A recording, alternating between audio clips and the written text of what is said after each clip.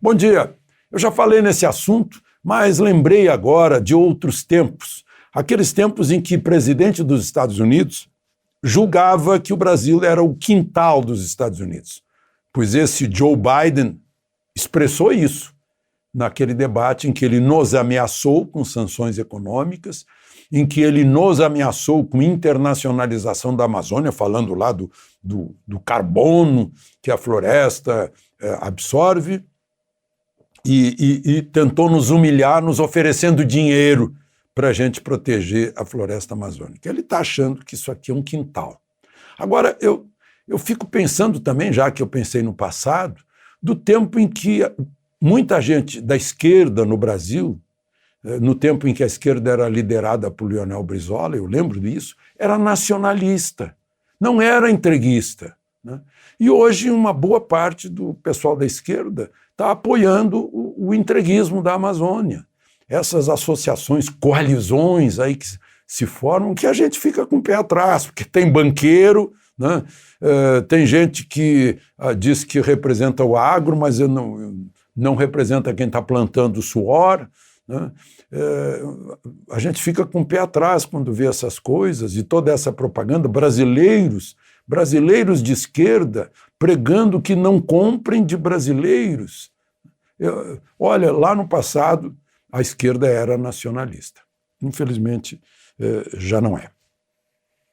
Bom, o presidente Bolsonaro já decidiu, né, vai indicar um desembargador que havia sido nomeado por Dilma em 2011, atendendo a lista da OAB, é um desembargador do Piauí, que está há 8, 9 anos no Tribunal Federal Regional da Primeira Região, que é a região que abarca o maior número de estados, né? O nome dele é Cássio, né? Cássio com K, Cássio Nunes Marques.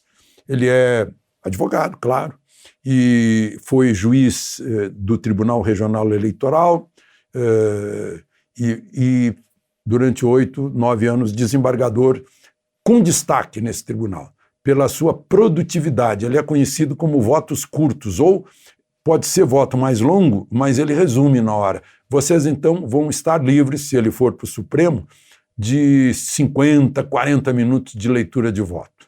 Provavelmente ele vai demorar uns 5 minutos para dizer qual é o voto dele. Conciso, simples, né? Pessoalmente, ele é católico, ele é tido como conservador. Bolsonaro o conhece há mais de ano, gosta dele, consultou o Supremo, ministros do Supremo, né? Consultou o Senado antes disso, ou seja, a maior deferência, não surpreendeu nem o Supremo nem o Senado. Lá no Supremo, como diz Marco Aurélio, há preconceito contra o presidente, mas ele deu para os preconceituosos um exemplo de harmonia e independência e respeito à independência de poderes, dizendo, em outras palavras, eu não considero que o Supremo vá hospedar alguém do meu círculo fechado de assessores e de ministros, né?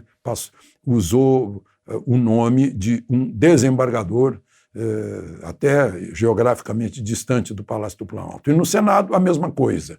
Ele tem feito isso sempre, nunca ultrapassou as fronteiras do legislativo, o exemplo de independência e harmonia de poderes. Um exemplo que, infelizmente, não estão seguindo o Paulo Guedes versus o presidente da Câmara, né, o Rodrigo Maia, porque é um trocando farpa com o outro e não param nunca, né? O Rodrigo Maia chegou a comparar o Paulo Guedes à queda de Hitler, né? Eu digo brincando, sai Celso de Mello e entra Rodrigo Maia para lembrar Hitler, né?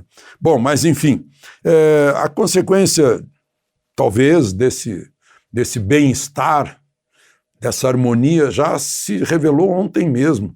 O governo ganhou por 6-4, derrotando inclusive o voto do relator Fachin, para vender refinarias, 8 das 13 refinarias da Petrobras, sem precisar de perguntar para o Congresso se pode vender ou não. Inclusive aquela malfadada Abreu e Lima lá de Pernambuco, de Lula com Chaves, em que o Chaves enrolou os brasileiros, né? Assim como o Evo enrolou os brasileiros, que acabaram dando de presente para o Evo instalações da Petrobras lá na Bolívia, né?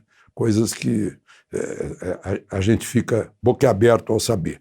Mas, enfim, falando ainda de Supremo, mas aí teve a ministra Rosa Weber, que a pedido do PT está querendo explicações sobre cancelamento de resoluções do CONAMA sobre manguezais. Aí a notícia que já vem deturpada, já vem distorcida, diz que Rosa Weber deu 48 horas para Ricardo Salles explicar. Só que não foi Ricardo Salles, foi o Conselho Nacional do Ministério Público, que tem 23 integrantes, e decidiu isso, porque isso é um órgão de execução e não um órgão de legislação.